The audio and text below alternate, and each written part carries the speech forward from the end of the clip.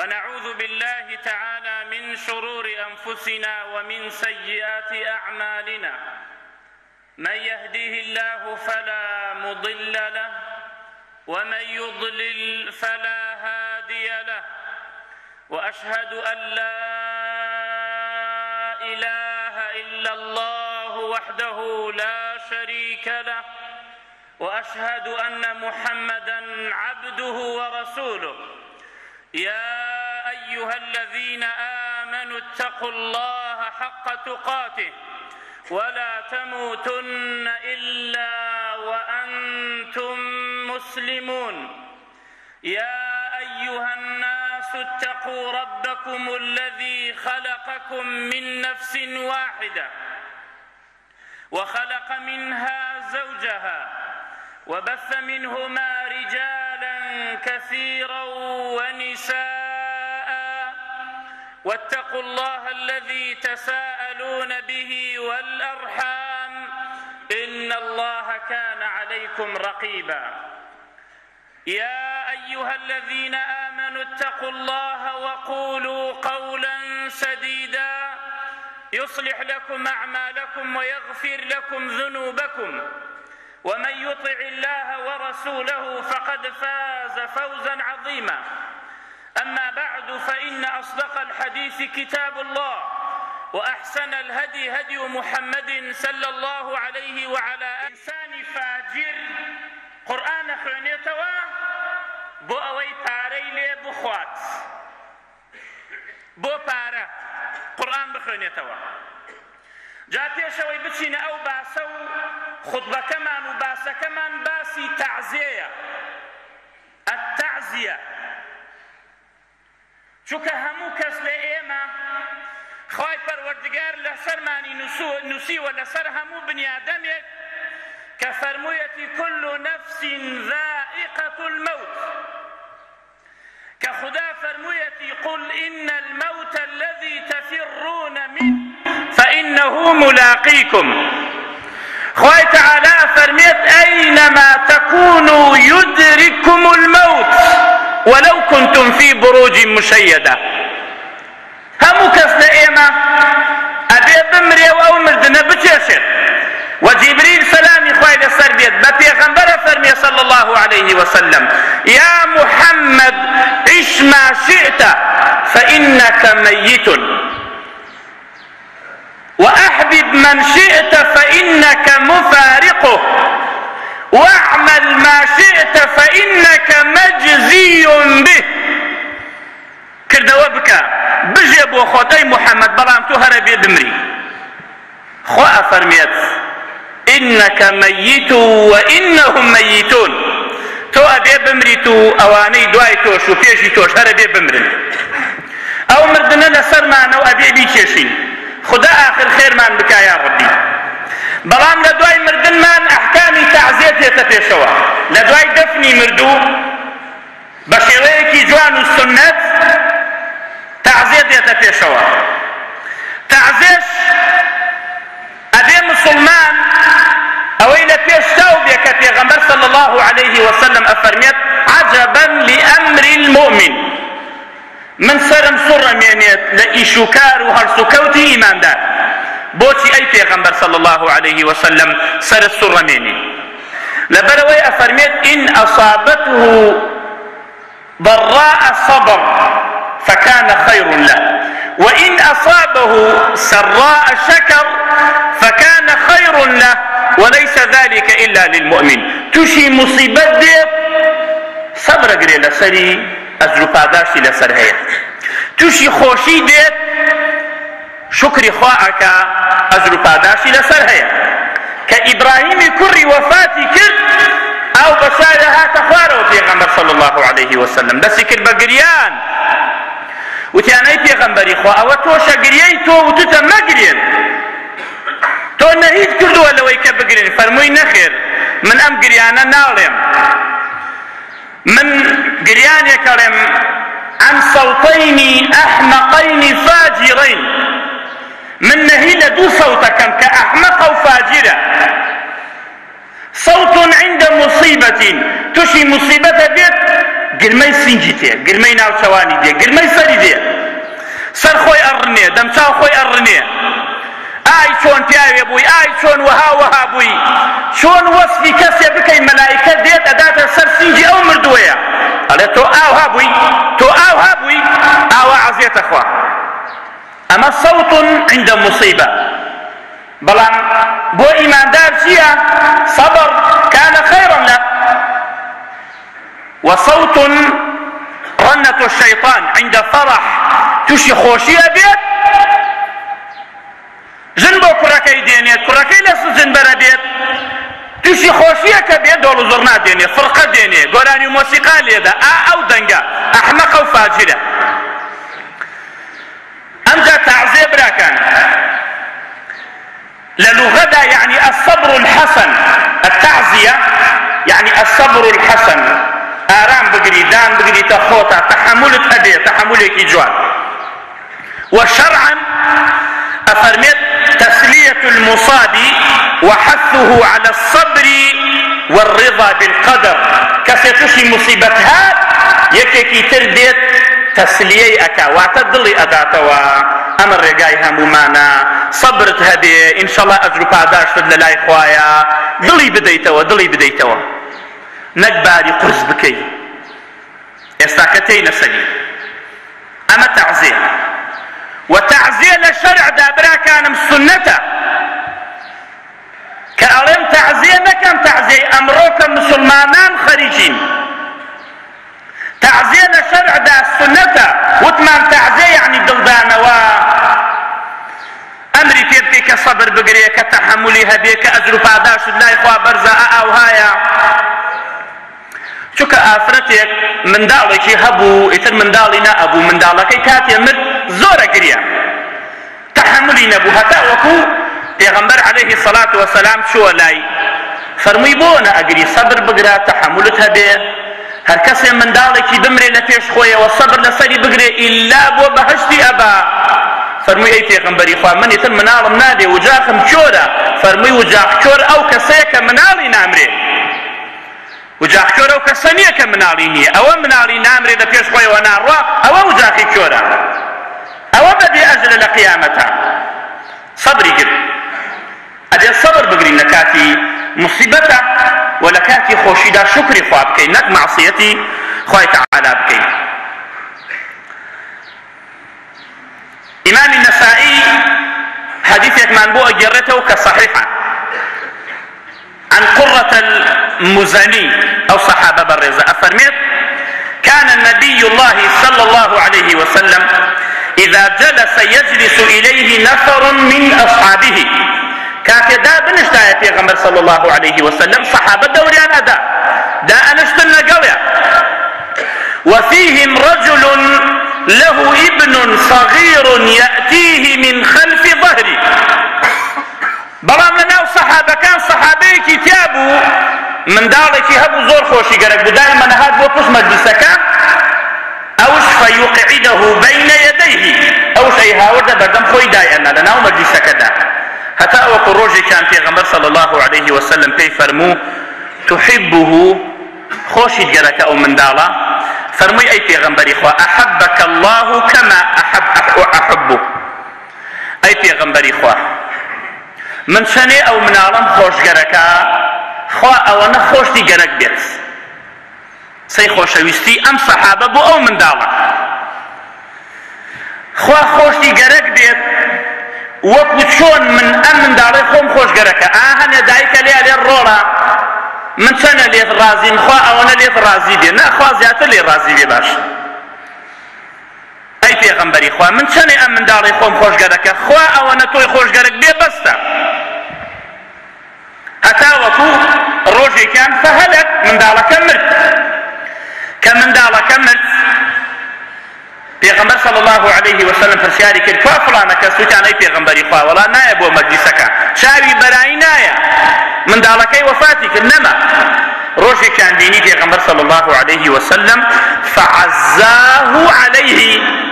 تعزیەی کرد پێغەمبەر صلی الله عليه وسلم.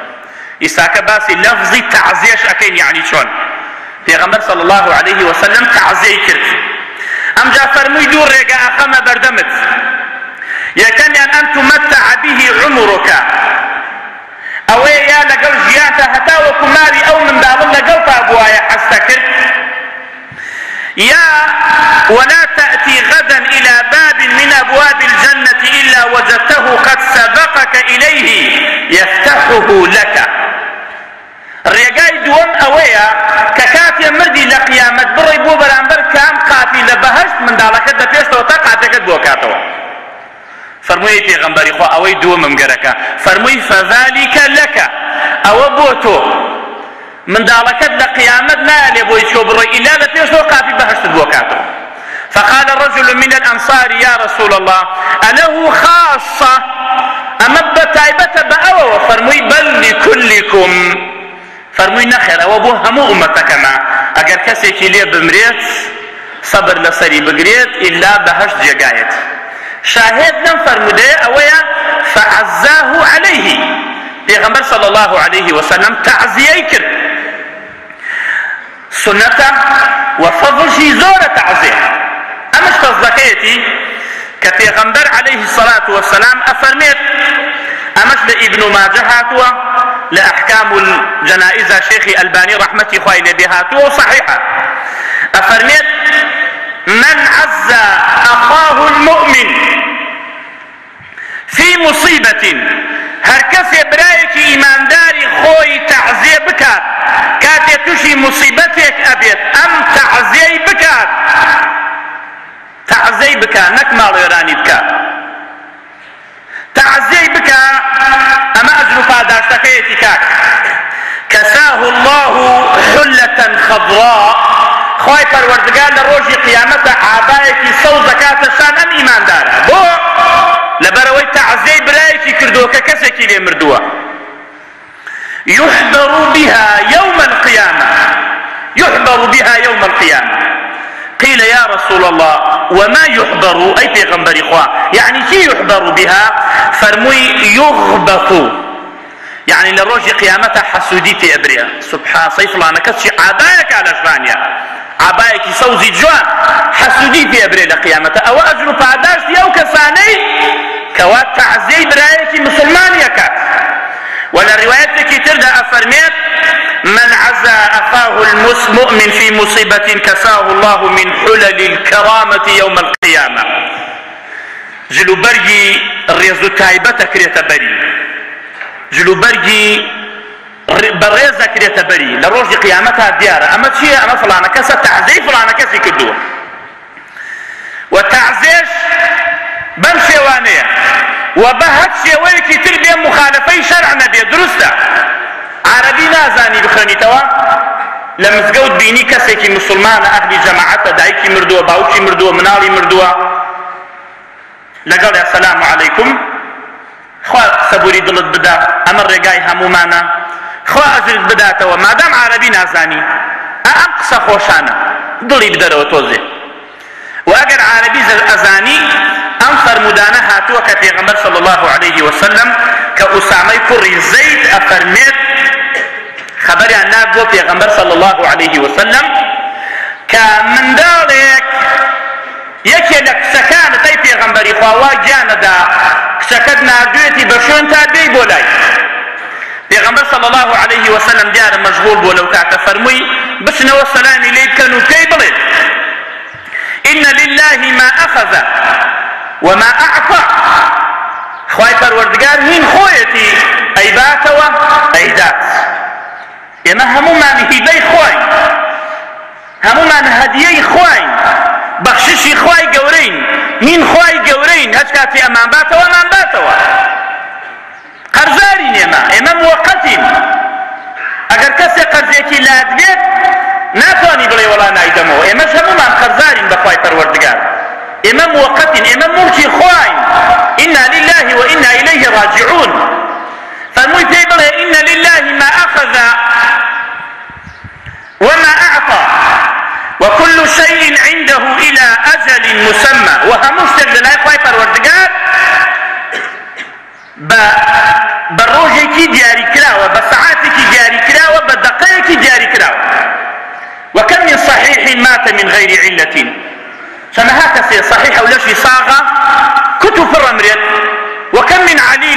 حين من الدهر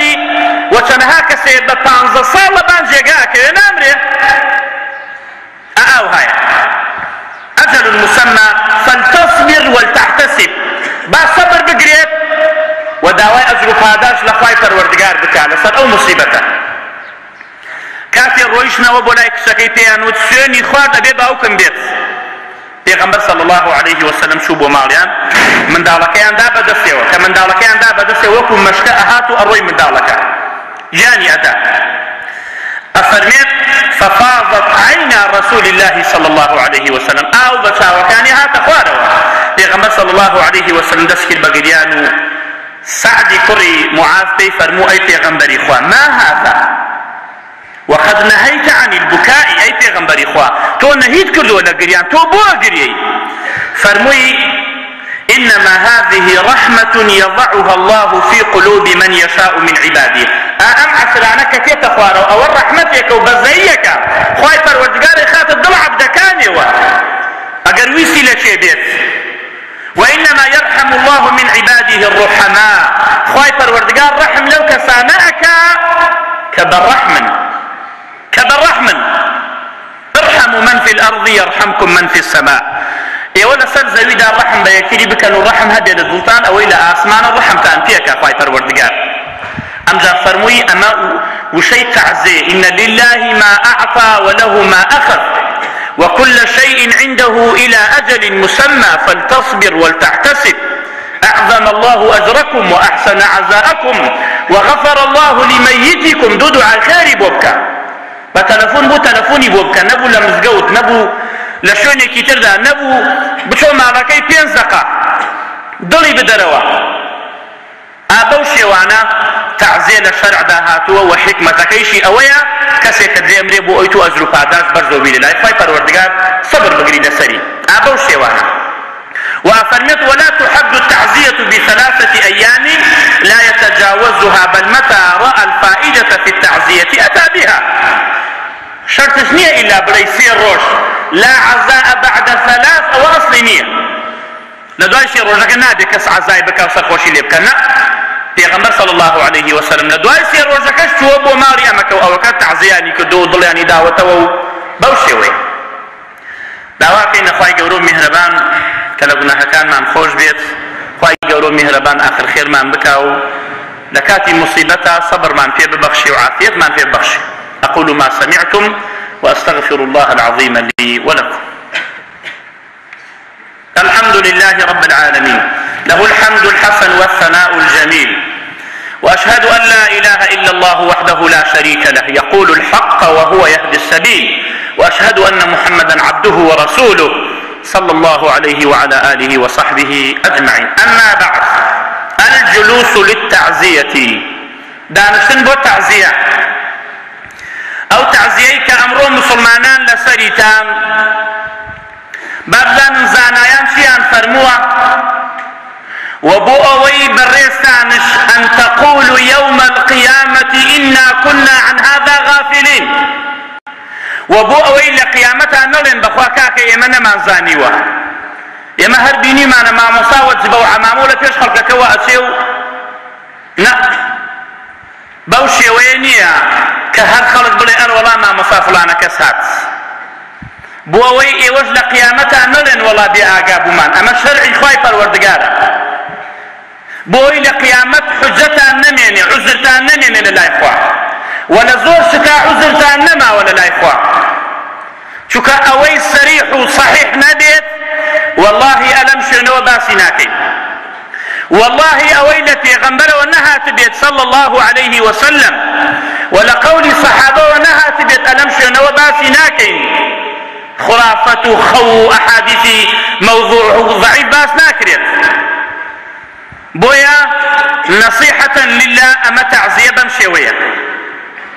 أفرميت وينبغي اجتناب أمرين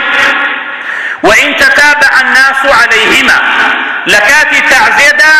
دوشت هي مسلمان أبي خويلي بفاريزير با خلقيش لسر أو دوشتبن با خلقي زورج لسر أو دوشتبن أو برقي أو نيك أو صحيحة أمره قال القرآن فرميت ولكن أكثر الناس لا يعلمون ولكن أكثر الناس لا يشكرون. خوا فرميت زۆربەی خەڵکی ئەمڕۆ لەگەڵ دینا نییە، زۆربەی خەڵکی شکری خوا ناکە، زۆربەی خەڵکی نازانێ عیلم چییە، هەمووی لە جەهالەتە. یەڵە خەڵکی چیکرد منشوە. ئەبێ دوو شت خۆمان بپارێزین لەو دوو شتە.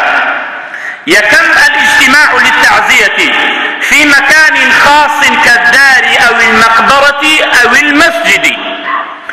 یەکەم ئەبێ لە دوای مردن کاتێ تەعزیەمان هەبوو خۆمان بپارێزین لە دانیشتن لە مزگەوتەکانە دابنشی و پۆل پۆل خەڵک بێ و لەبەری هەڵسی نوێژ ناکە هەر بەخێر بێ هەڵسی، ئیمانی بەخوا نییە هەرە بێ لەبەری هەڵسی و بەخێر بێ.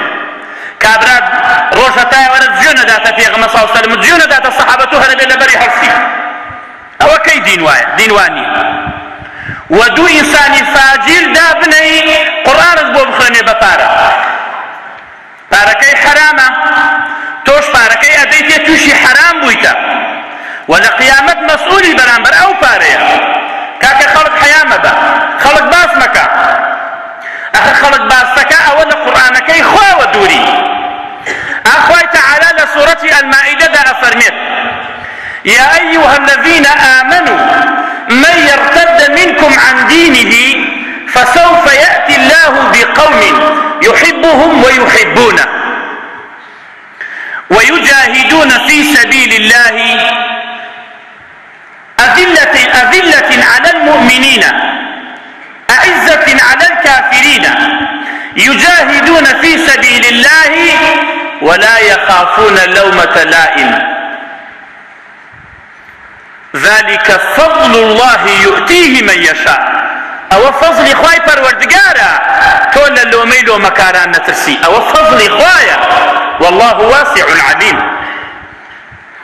ولا يخافون لومة لائم. كاكتاني خلق لعذاب قبر خراوترا درود كرد عذاب قبر اگرات گريت اگات لدنيا وقيامت نامينيت تاني خلق شيا پیغمبری واتێ لە ڕۆژی قیامەتە تەقتەن یا خۆیەتی یەک کەسی لەگەڵانیە ئیمانی پێی ناوردە خوای تەعالی محاسەبەی ناکە ناڕێ بۆ جی کەس لە دوات نییە.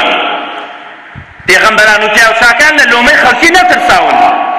ئینسانێکی فاجر نوێژ نەکرد بێ باوەڕ کافر مشریک بێتە مزگەوتەکان و ئێمە هەر لەبەری هەڵسین. هەز بێ باوەڕێکەمایە تەعزیە بێتە مزگەوتەکانەوە.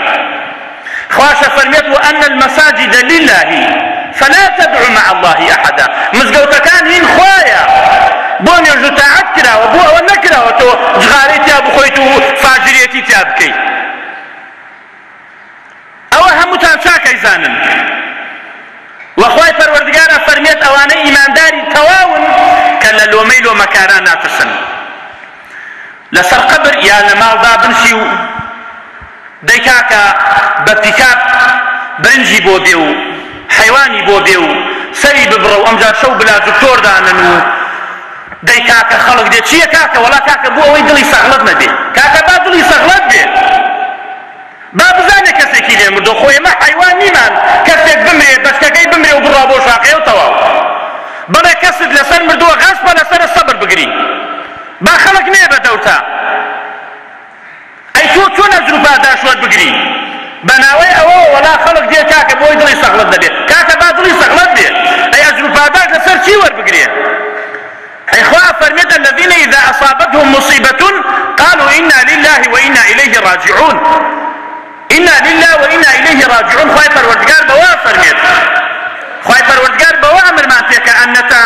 نتسلى بما أرشدنا الله إليه. إنا لله وإنا إليه راجعون. أبي خفتش بخوي أبي بشگيري هر خلق بيت خوكاكا مشاينية بقربان تو هشي بلا دكتور و گلوپي و حيوان سر برين و آش خواردن و گوش لبان برنجو گوش لناو شل و خلقاتا و هرايكا والله باكم مشاية ما كي تعزي بلي با دل سغلت بي با توزي بگريي با توزي اجر پاداش لسر اوه خو لسر گوش خواردن نية. ابي خو من بپاريزين لدانشتن هر کسی ديو لبري هرسين. عبد الله كري مسعود فرمي رضاي خوای لێ خۆشەویستترین کەس لە لای ئێمە پێغەمبەر بوو صلی الله عليه وسلم. بەڵام کاتی هاتە ژوور و بۆلامە نەیە هێشتا سەبەری هەڵسێ سەلامیە کرد و لە خوار مەجلیسەکەەوە دانیشت. پیغمبر صلی الله علیه وسلم ئێمەش خۆمان داناو بە شوێنکەوتووی ئەو فرمووی من أحب أن يتمثل له الرجال قياما هر کەسێ لە دڵەوە حەز بکا کەسێ لەبەری هەڵبسێ فليتبوأ مقعده من النار ئەوە باجێ خۆی لە جەهەنەم حاضر کە ئەم بێ احترامە لەبەرم هەڵنەسا وە خۆت بێ احترامی ئەوەی احترامەکە لەبەرت هەڵنەسی ئاوایە پێغەمبەر صلی الله عليه وسلم ئاوای پێمان فەرمووە بۆی لا يفخر بعضكم على بعض فلانە کەسە یا الله هەموو وەرزەکەوتێتە پا لە بەردەمی ئاوا بکەین ئەوە شەرعا مەرفوضە وەکاتێ لە مزگەوتەکانە بانگ شەدرێ لە کاتی تەعزیە و لە کاتی بیدعەکەیانە کە بانگ دەدرێ کۆمەڵە کەسانێک ناو حەوشەکە وەستاون بۆ خۆیان جگەراخۆن مامۆساک بە جبە و عەمامەی خۆیەوە ناتوانێ بڵێ ئەمە کاکە مەکەن کاکە مە شەرعی نییە لەبەرەوەی ئەو شتارەکەیە بڕێ ئێتر کێ قورئان بخوێنێ و کێ پارەی بداتێ و چۆن زگزل بکەن و چۆن ئەوە بکەن ناتوانێ نایەنە ژوورەوە بۆ مزگەوتیشی نوێژیچی بۆ ئەو فاتحایە دێن بەڵام بۆ فاتحە واجبەکە نایەن کە نازانێ معنای فاتحە چییە و خوێندنی فاتحە چۆنە خاڵی دووەم اتخاذ أهل الميت الطعام لضيافة الواردين للعزاء صاحب مردوكا هەڵسێ دەی کاکە بڕۆن جۆور بێنن و فەردە برنج و تەنەگەڕۆن و ئاش بکەن یاڵا چییە وەڵامی وانمان پێ لە کەلارەوە لە سلێمانیەوە لە کفریەوە لە بەغاوە لە چۆوە لە چۆوە چییە کاکەوە کاکە مردە یعنی چییە خوای پەروەردگار مەخلوقاتی خەڵق کرد لەناو ئەو هەموو مەخلوقاتەیە پێغەمبەرانی هەڵبژار لەناو هەموو پێغەمبەرانە ڕەسوولی هەڵبژار لەناو هەموو ڕەسوولەکانە پێنجی هەڵبژار کە عیسا و موسا و ئیبراهیم و پێغەمبەرە صلی الله عليه وسلم پێنجی هەڵبژار لەگەڵ نوحە لەناو ئەو پێنجەیە دوانی هەڵبژار کە ئیبراهیم و محەممەدە صلی الله عليه وسلم ولەو دوانەشا محەممەدی هەڵبژار صلی الله عليه وسلم کە کاتێ خەڵکی لە پێش خۆیەوە مرد وای نەکرد کاتێ خۆشی وەفاتی کرد سەحابە وایان بۆی نەکرد کاتێ سەحابە وەفاتیان کرد تابعی وایان بۆی نەکرد ئێتر کاکە بۆ ئاتانە خەڵق کردووە بەسە ئێتر ئێوەش کاکە پارە مەدەنە قورئان خوێن قورئان بۆ ناتوە بخوێنرێت بە پارە ئەخە تووشی حرامە دێ ئەوش تووشی حرامە دێت کە پێغەمبەر صلی الله عليه وسلم فەرمێت اقرأوا القرآن ولا تغلوا فيه ولا تجفوا عنه قرآن بخوێنن زیاد ڕەوی تیا مەکەن ووشك زر مبن برامبر بقرآن كعملي بينكن فرمي ولا تأكلوا به ليش مخل ولا تستكثروا به أما سلسلة صحيحة هاتوا بجمار سيها زارو فنجاحو تاريخي فيها خرمكن كاكا ولا نبقى خاطرتو ما دام خصمي قينا 600,000 أما لدينا نية أما حرام لدينا أما شرعي نية أي إنساني كتو كسيك اللي أمري توش تاوان باري والله توش تاوان باري مزگەوتەکانتان پیش کردووە خەریک جغارە خواردن و قاقای پێکەنین و ئەمە کەی شەرعیە ئێمە ئەڵێن دینی ئێمە قورئان و سنەت قەولی سەحابە دەبۆمان بێنن قەولی پێغەمبەرمان بۆ بێنن صلی الله عليه وسلم قەولی سەحابەمان بۆ بێنن کە بەم شێوە کە ئێوە ئەیکەن دەی کاکە شەرعی نییە مەڵێ کاکە بەخوا پێم ناکرێ و کاکە لە لۆمەی لۆمەکاران مەترسە دا ئەوە تۆ زانی دە تۆ مەیکە تۆش مەیکە ئەوش نەیکە و منش نایکەم و ئەوە نەجاتمان بوو بەس هەر بڵێن عیبا عیبا عیبا دەبۆ خۆتان ئەمێنینەوە و ئەمجار ڕۆژێ تێ مامۆستا بڵێ کاکە ئەوە بیدعەیە ئەڵێن وەڵا بە سونەتێک ئەڵێ بیدعە لەبەرەوەی جەریری کوڕی عەبدوڵای بەجەلی ڕەحمەتی خوای لێ بێ سەحابەیە کە ڕەزای خوای لێ بێ ئەفەرمێت كنا نعد الاجتماع إلى أهل الميت وصنيعة الطعام من النياحة إيمي صحابة وما نبيني وفي رواية نرى إيمي صحابة وما نبيني ككسي كسي لأمري لشونك كوببن وصنيعة الطعام أو كسانش كخواردن شكن يعني أهل مردوك خوي من النياحة داما أنا للنياحة نياحة تاواني في جورية أو أفرتاني كدن بردكن وكادن السيخويانا نائحة غنبرة فرمي صلى الله عليه وسلم أجر توبة نكاد روج قيامة شواري قيريني أجري لك لتبري كنا نعده من النياحة يعني أيو كساني ككستان لأمريت دا أمسنا شونك خلق خربيته وخواردن دروسكن إيوه نياحتان كردوه إيوه كبيرتان أنجام داوة أما قولي صحابي وشرم نكسناك أبو شوي وأفرميت پیغمبر صلى الله عليه وسلم لحديثك ترى اقرأوا القرآن واعملوا به ولا تأكلوا بقرآن بكن كدوي تبكن نكتاري تبكن نام حديثانا شيء يبكين نام هتا كي درجو عبرت ورناقر نو كسانا توبة بكن مولاي خواي قورة وزاداني شكنا صحابة أفرميت من قرأ القرآن هركس القرآن بكن يتوى يتأكل به الناس ويتاريخ يتياكو بيخوى لخلقه جاء يوم القيامة ووجهه عظم ليس عليه لحم دمشاوي بس يسقان لروج القيامة هيج قوستي تيوانية بس جمجمك يعني او قرآن كنا جوانا لك يصدى نسنا سور الستي لروج القيامة قوستني لدمشاوي بس جمجمك امش ابو نعيم رواياتي كردو رجال كان الصحيح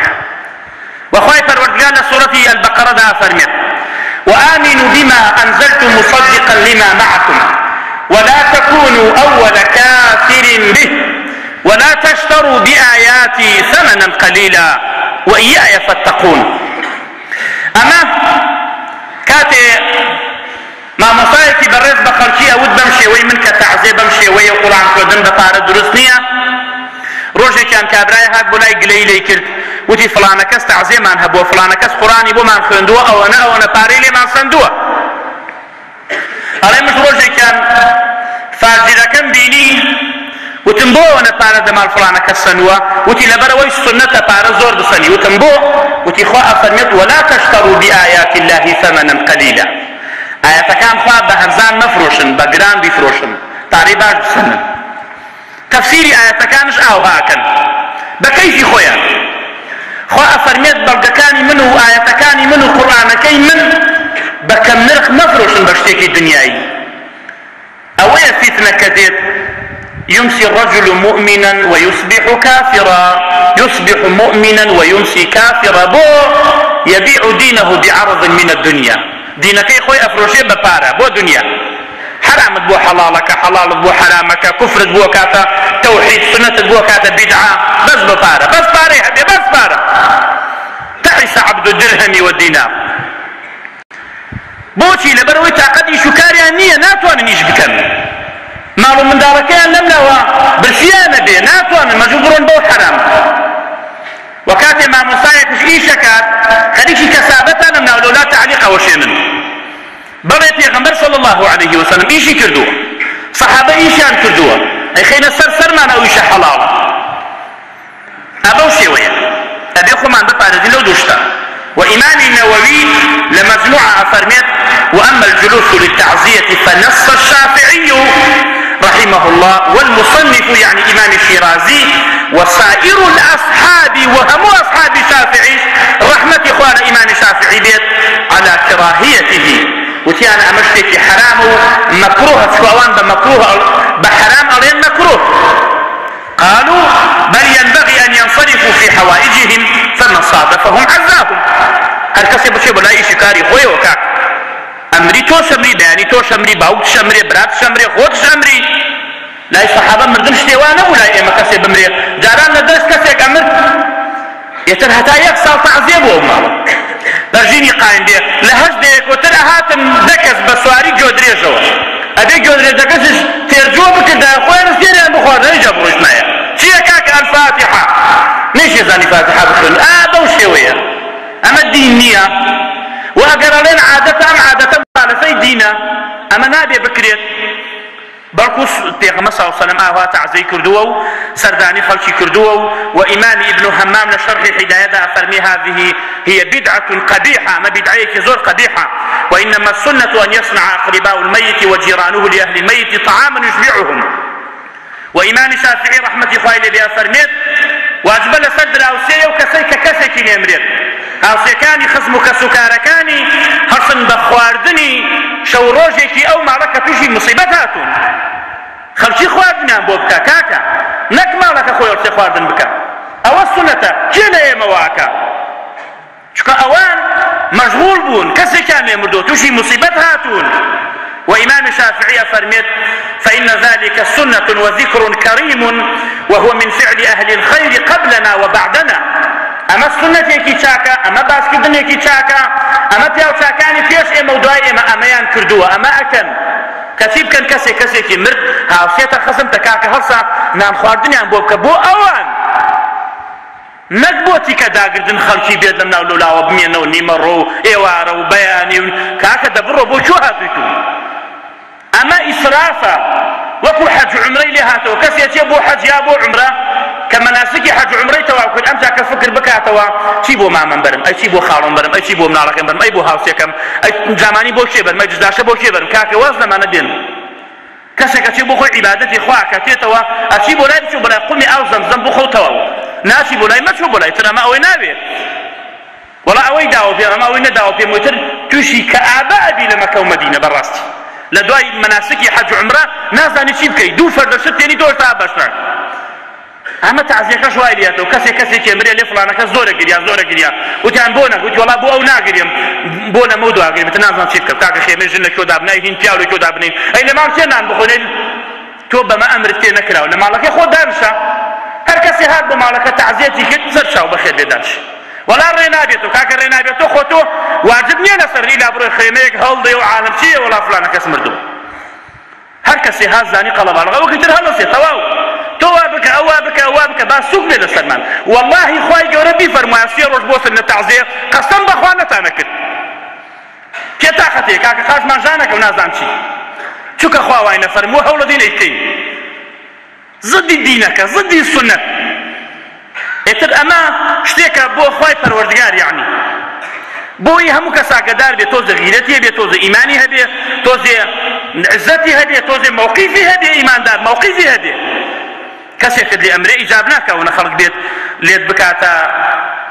ڕەش بەڵک داواکەین لە خوای گەورە میهرەبان کە لە گوناهەکانمان خۆش بێ و داواکەین لە خوای گەورە میهرەبان کە شیفای نەخۆشەکانمان بدا و ڕەحم لە مردوەکانمان بکا و هەر کەسێ موسیبەتێک و ناخۆشیەکی خوای پەروەردگار سەبووری دڵەکانی بدەیت و لە مردوەکانیان خۆش بیت و یا ربی خدای منداڵەکانمان صالح بکەی یا ربی خدای ئەوەی منداڵی نییە منداڵی صالحی تێبەخشی خوایە ڕەحم دایک و باوکانمان بکەی ڕەحم لە مردوەکانمان بکەی خوایە وڵاتەکەمان سەلامەت بکەی ئەمن و ئاسایشی تیا بەرقەرار بکەی لەگەڵ هەموو وڵاتی مسلمانانە یا ربی خوایە کار بەدەستەکانمان ئیسلاح بکەی خوایە هاوڕێکانیان هاوڕێی چاک بن ترسی خۆت بخەیتە دڵیانەوە یا رب العالمین واز لە زوڵم و ستەم بێنن یا ربی خدای وا بن لە خزمەتی ئەو خەڵکەیا بن يا ربي خويا برحم وبزي خذ رحمان تبكي آمين والحمد لله رب العالمين سبحانك اللهم وبحمدك أشهد أن لا إله إلا أنت أستغفرك وأتوب إليك أو صحيح تواو بيت لخواي پروردگار وتاو أجر زليك ونقصانيك شبيت أولا منه وتاو للشيطان وتا خواي پروردگار لي بريا أقيم الصلاة متفائل طول السنين متفائل رغم الأنين متفائل طول السنين متفائل رغم الأنين هذا وربي منهج الهادي الأمين هذا وربي منهج الهادي الأمين هذا وربي منهج الهادي الأمين متفائل دوما وإن عظمت خطوب متفائل أرنو لعلام الغيوب متفائل دوما وإن عظمت خطوب متفائل أرنو لعلام الغيوب لا يأس يغلبني ولا هم الكروب لا يأس يغلبني ولا هم الكروب لا يأس يغلبني ولا هم الكروب لا يأس يغلبني ولا هم الكروب متفائل